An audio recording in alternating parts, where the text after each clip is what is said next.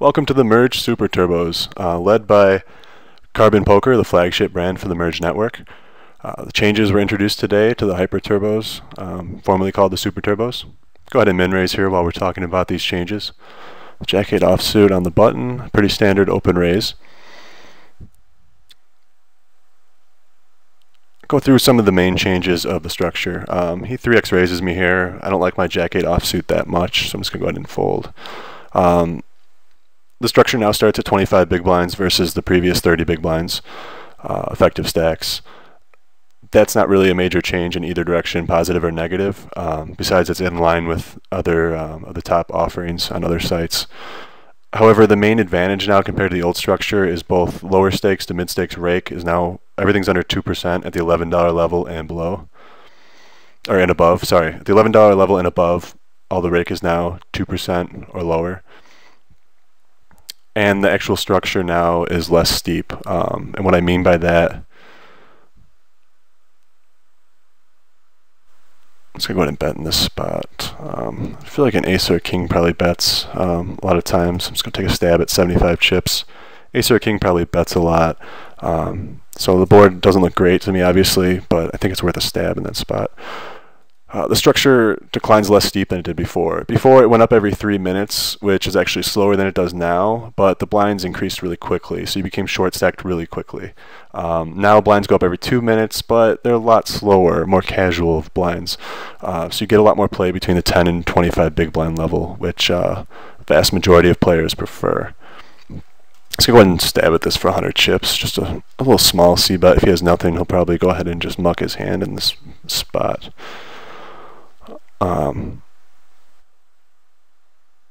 So he makes a flat call. I'm just going to go ahead and check on this turn. I don't like my fold equity enough to double barrel in this spot. And the jack on the river doesn't really change much from my perspective. Don't think I have a lot of credibility if I'm bluffing here. Not a whole lot of hands that are going to call the flop. They're going to fold the river. Possibly some kind of a deuce, which isn't that large of a average opponent's range out of position, calling a min raise. So he does see a king jack hit a strong hand. Ace 3 offsuit here. If I face a raise, I face a limp. If I face a raise, I jam, but I'm going to do the same thing against a limp.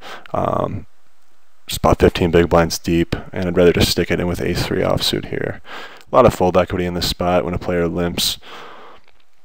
Their average limping range is very weak, especially until they've seen you raise or jam a few against a few of their limps.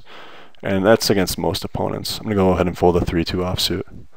So as you see, you can see the levels on the right side here, the new structure. Nice and gradual. Small blind goes from 30, 40, 50 to 60. And then one thing you notice here, it's kind of neat in this, I'm going to check back here. It's kind of neat in this new structure is that it jumps up a lot once the blinds get really high anyways. You know, the next level would usually be like 75, 150. And that's going to put you at 10 big blinds deep max. That's if you both have the exact same stack. So usually you're like 6, 7 big blinds deep if you're in that area anyways. Go ahead and see a turn with this, with my king. I'm going to check again, preserve any kind of value I have from his bluffing range here. I don't know how much this opponent's thinking, but he can't really think I have an ace too often. You see me raise his limp. Just against an average opponent, you're going to see that usually. He fails to bluff the turn, so I think I'm going to go ahead and just bet the river, try to get some value from something like a 7 that would have bet the flop. Even a 2 can sometimes bet the flop, and then once in a while I get something like a 5 that just hit at 5 on the river. So I'm going to make a value bet in this spot. So as you notice the structure here on the right side, it gets really big at the very end. And that's really just to reduce the hole between 4 big blinds and 8 big blinds section. It's not as enjoyable for most players.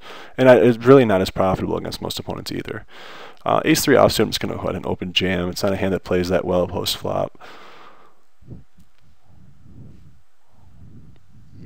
And I'm not seeing a ton of fold equity with my min raises, and I'm not seeing, I'm just really not seeing any advantage in not open jamming it at that stack size. So he calls here. I'm just going to check here. 7-6 offsuit. It plays fine post flop. We've seen him stab before where he's folded the river. You know, the average opponent's going to stab a good amount. This isn't a great board, so it does get some checkbacks a little bit more often, as you just saw there. But I will take my chances in that spot with just getting that extra fold equity.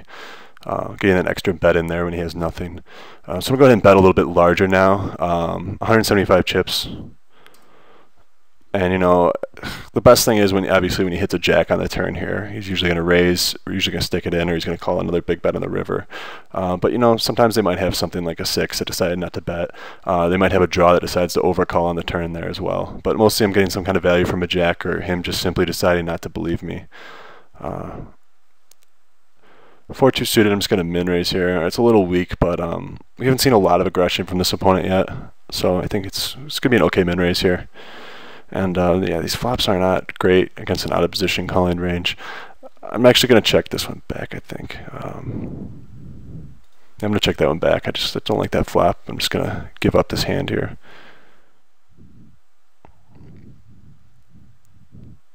Checks again. I'm going to check as well. You know, we've seen him passive with a king jack. He's been fairly passive in general. You know, one might say that since he's been passive, he's not really punishing me. Maybe I should c-bet this flop, and that's kind of a valid point. I just think it's hitting too much of his range for me to c-bet it. So I am checking back. And I'd rather have, you know, something miss like a queen 2 at least. I eliminate a queen out of his range, and that's, you know, some less draw combinations I will have. And if he does call me, then, you know, if I had something like a queen deuce, if he did call me, I'd at least have some outs to make my hand. He's just limping here. He seems to be limping a lot. We're a little bit shorter. I'm just going to jam my 6-5 offsuit. I expect a good amount of fold equity here. So I'm keeping the pressure up on him. Probably force him to change his strategy. Anytime you can force someone to change their strategy, that's usually a positive. I'm going to limp my 8-5 suited here. You know, it's a hand that's, you know, I'm going to flop some hands sometimes. You know, some straight draws, some flush draws, some middling pairs, and that's fine at the stack size. Just limping in, and I'm going to stab against a player that's, you know, fairly passive in general. I'm just going to bet half pot in this situation. He calls there, and that's a pretty darn good turn card for me. Now, this opponent's certainly capable of checking back a king both pre-flop and just calling on the flop. But there's a lot more hands like 7x and 4x, and he's seen me play pretty aggressive so far. So I think I can go ahead and make a sizable bet of 320 chips here on the turn. And I'm really looking to try to induce a mistake out of a 7 or a 4, maybe a jam. Maybe a draw can make a jam here as well. And I really think he's going to have a very difficult time laying down something like a 7 or even a 4 against that size bet. He's seen me play pretty aggressive. So, you know, when he folds there, I think a lot of times he might have a weak draw. And, you know, it certainly could be wrong. He could have a 4. You know, it's not... None of these reads or none of this analysis is going to be 100%. You know, I'm thinking, you know, 80% of the time he might call with a 7, 20% of the time he might fold. That's the way I'm thinking right now. 7-4 offsuit, just a little bit too weak. I don't think this opponent is particularly strong. Not very aggressive. He's playing fairly passive in general, but it's just a little bit too weak of a hand to play. Now the blinds go up really quickly at the end here. I'm just going to go ahead and call with my king 5 offsuit.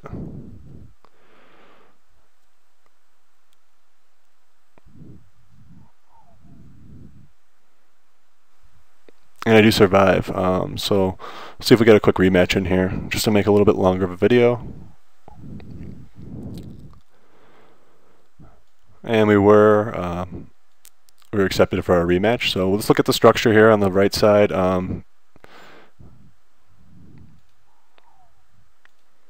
Here's the rake. So as you can see, even at the $1 level, and a lot of sites rake the $1 level crazy high. You know, some of the Euro sites, Party Poker and 888, I believe they rake these levels just an extraordinary to an extraordinary amount. So when you see rake of 3.7%, it's not even that high for the level it's being offered at. I mean, I really like the changes to the Super Turbos, and that's really what I'm focused on in this video because that's what most people play. Sorry about the graphics there. All right, so I'm on the right side. I don't know how to move over to the other side, so I guess I'm going to have to play on this side, my non-preferred side.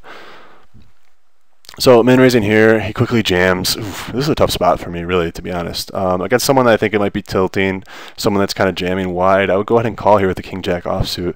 But you know, I've seen nothing but passive play from this guy in general, and I think I'm just going to have to go ahead and fold it. King jack's a little bit too light in that spot for me, I think, against this opponent. Ace-3 offsuit, though, he just limps. I'm just going to check this back. I don't like getting involved in a limp called pot, you know, 3 big blinds, or 3 big blind raise with something like Ace-3. It's not a great hand. You know, he's so passive. Go ahead and check here. A lot of times he's probably just going to check down, and I can see some. I can see showdown with this hand a good amount when he has something weaker. He bets 90 to 120, so I'm just going to give it up. We don't see a lot of betting from him, so I'm going to respect it. As you can see, the rake here, the $2 level, only 2.8%. Under 3% is very good for this level industry-wide. The 550 even is just slightly above 2%. So again, this is a very good rake. I'm opening A2 suited. I don't see any reason not to open a wide amount of hands against his opponent based on what he's shown us so far. Flop I completely miss. I'm just going to half pot c-bet this.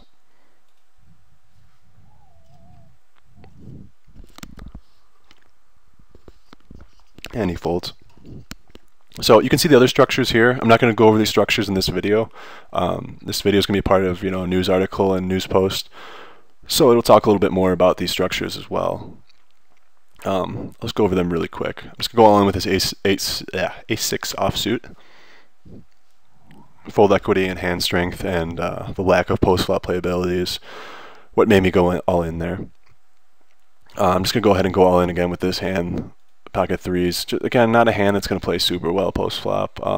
I wouldn't mind min-raising against this opponent, but I think open jamming it's going to be a little bit better, higher expectation. It's one thing on the forums players have looked at, and I think I agree with. We'll see if we can... I still have a few more chips left. Alright, so just looking at the other structures, the turbo speed structure, rake is under 5% at the $5 level and above.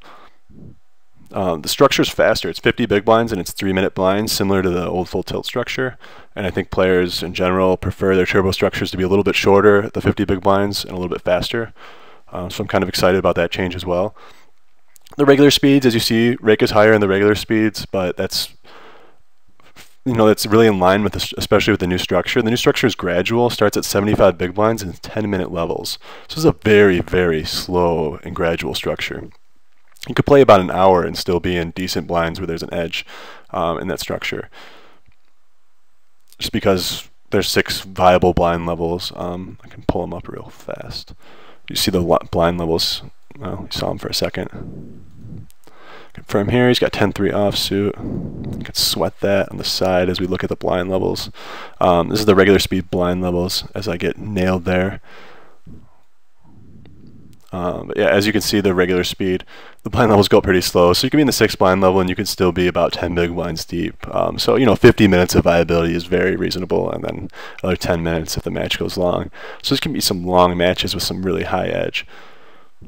It's really cool for the players that want to play that a little bit deeper at 75 big blinds, and they really want to test out their opponent, get to know their opponent as they're playing him. And if you like speed, you have the hyper turbo and you have this turbo structure. So I really think these structures are going to be very attractive to the players. So check out Carbon Poker if you get a chance. I'm going to go ahead and end this video here. But thanks for watching. If you have any questions, just jot them down and post them in the comment section where you see this video. Have a good day.